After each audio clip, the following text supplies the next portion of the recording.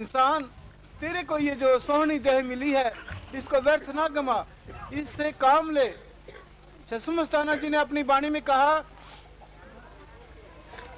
कि हाथ पैर दिए काम करने, काम करो सब घर का, जीभ होठ दिए राम भजन ने, भजन करो सतगुर का। ये जो हाथ पांव चलने फिरने के लिए तो दिया है, लेकिन इसके साथ साथ में इससे शरीर से काम भी लेना है। वो काम क्या लेना है? साध संगत में जा करके साध संगत की सेवा करे, संत महात्माओं का दर्शन करे और कानों से अपने संत महात्माओं की वाणी, साध संगत की वाणी का श्रवण भी करे, नेत्रों से साध संगत व संतों के दर्शन भी करे, तो ये पूरा शरीर पवित्र हो जाएगा। जब अंदर में नाम लेकर के सुमरन करोगे तो तुम्हारी आत्मा भी पवित्र हो जाएगी, और जब आत्मा पवित्र हो जाएगी तो ये आत्मा जन्म मरण से रहित होकर के ब्रह्म आनंद को पाएगी। हर इंसान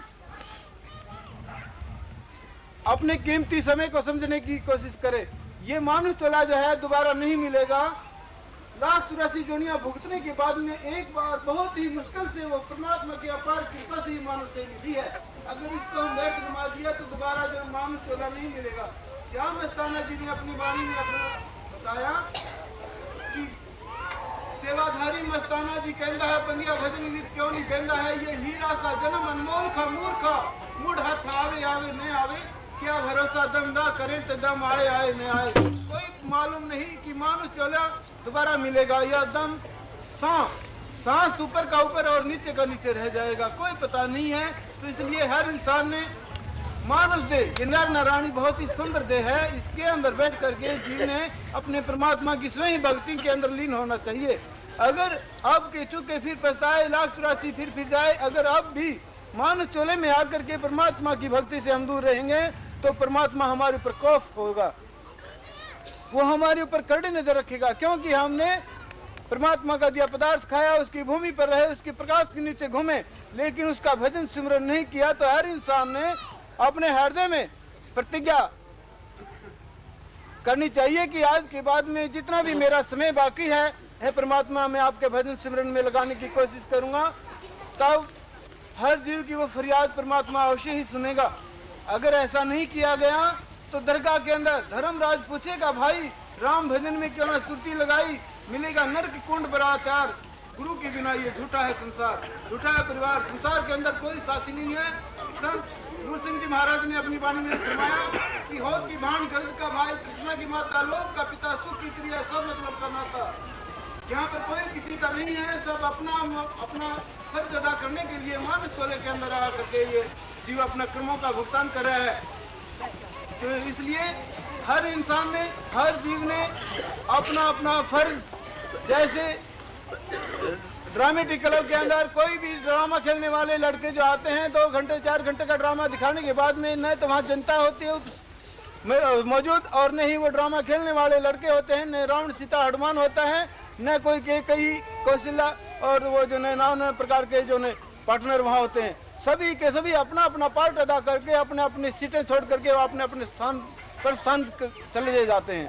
तो इसीलिए हर इंसान, कोई माँ का पार्ट अदा करता है, कोई भाई बेटा बहन का पार्ट अदा करता है, ये हम सभी अपना अपना पार्ट अदा करने के लिए जिन्हों के ऊपर जीवों का जो है ज्यादा से ज्यादा कर्ज चढ़ा हुआ है, उस कर्ज को अदा करने के लिए मानस चोला मिला है। अगर हाँ अब भी हम आकर के इस मानस चोले में कितना सुंदर सुनहरी मौका दिया है, इसमें आकर भी अगर हम परमात्मा की भक्ति से दूर रहेंगे तो क्या खटेंगे, क्या खटिया बंदे जग में तू आकर के जे राम नाम नहीं जपना सी। अगर श्याम मस्ताना जी ने अपनी वाणी में कहा कि बंदे तू जग में आकर के क्या किया, कबीर जी और भी सुंदर लफ्जों के साथ में कहते हैं कि राम जपत कोड़ी भला, चोय चोय पड़े चाम, कंचन काया किस काम की, जा मुख नहीं राम का नाम, जिसके मुख से, धीरे भाई, जिसके मुख से अगर राम का नाम नहीं निकलता है वो जीवा, वो रचना अच्छी नहीं है।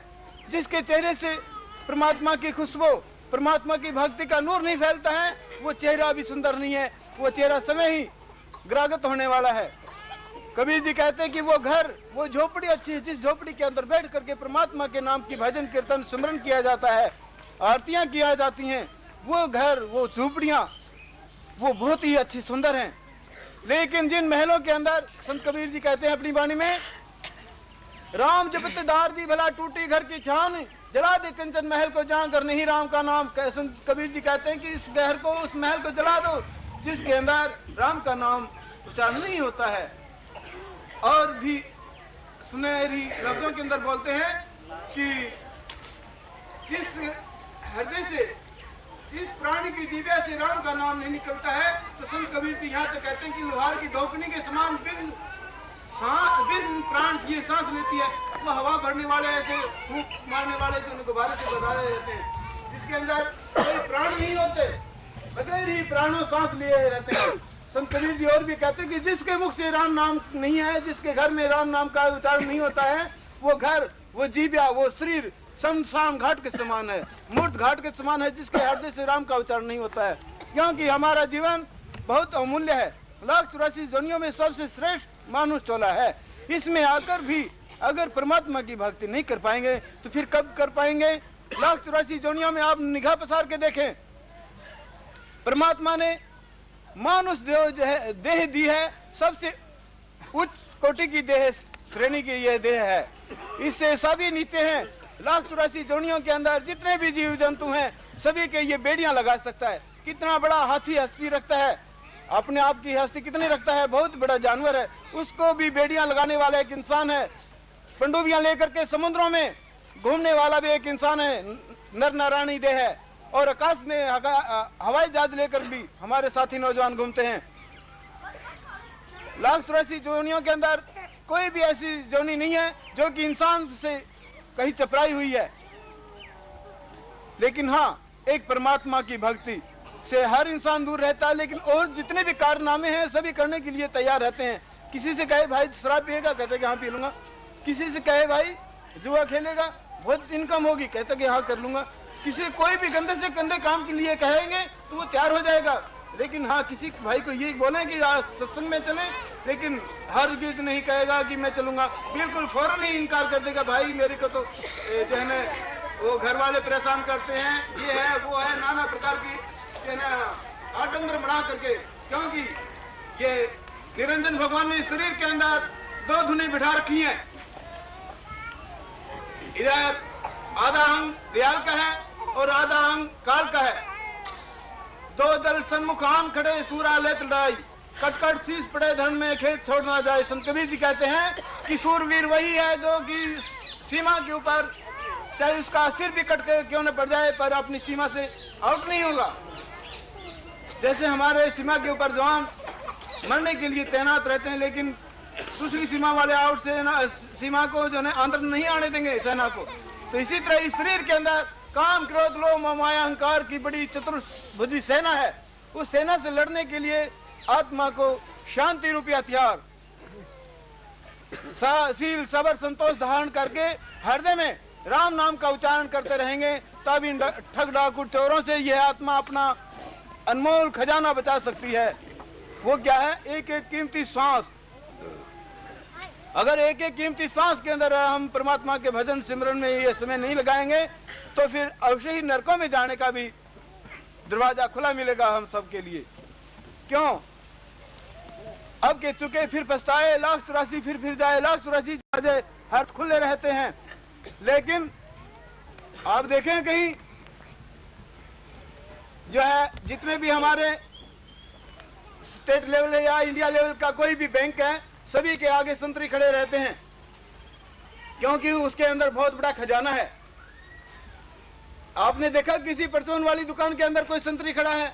नहीं, उनके दरवाजे खुले हैं, लेकिन जहाँ खजाना है वहां संतरी खड़ा रहता तैयार कि कोई ठग डाकू चोर लुटेरा आकर के यहाँ डाका ना मार दे। तो इसी तरह अपनी राम नाम की कमाई, सांसों की पूंजी को बचाने के लिए काल के ठग डाकू चोरों से एक शब्द नाम का सूरवीर योद्धा खड़ा करना पड़ेगा, जो कि आत्मा के अंदर समा जाता है और वो आत्मा अपना गन लेकर के राम नाम का सुंदर करते हुए फायरिंग खोलती हुई काल की सेना को फनाफन करती हुई अपने शत्रुओं में चली जाएगी।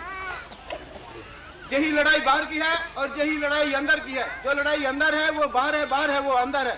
संत कबीर जी कहते हैं कि इन नैनों से जो हम देखते हैं वो सब साकार है, लेकिन इन इन नैनों से जो नहीं दिखता वो निराकार है, जिसके लिए हर इंसान तरफता रहता है।